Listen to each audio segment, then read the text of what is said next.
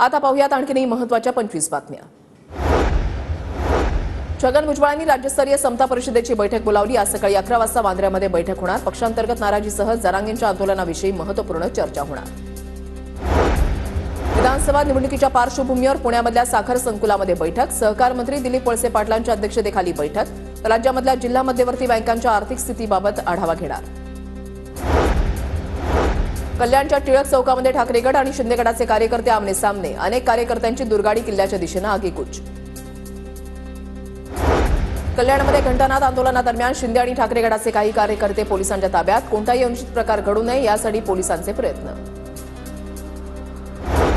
वायनाड की रायबरेली दोन्ही मतदारसंघाबाबत राहुल गांधी आज घोषणा करणार। उद्यापर्यंत राहुल गांधींना लोकसभा सचिवालयाला उत्तर द्यावं लागणार।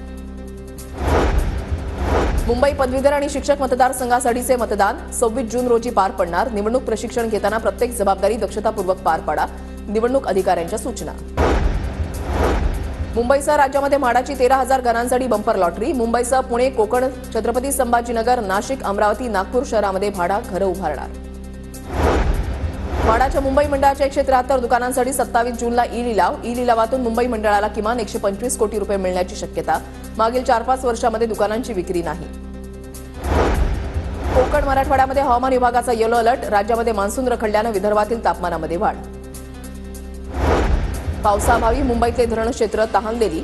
मुंबईकरांवरील पाणी संकट गडद होण्याची भीती।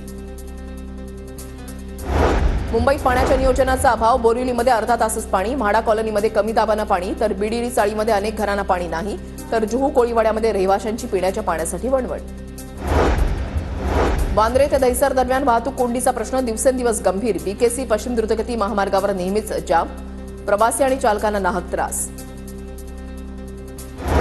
विनातिकीट प्रवास करणाऱ्या प्रवाशांवर मध्य रेल्वेची कारवाई। मे महिन्यामध्ये 4 लाख प्रकरणांमधून 2,844 कोटींचा दंड वसूल।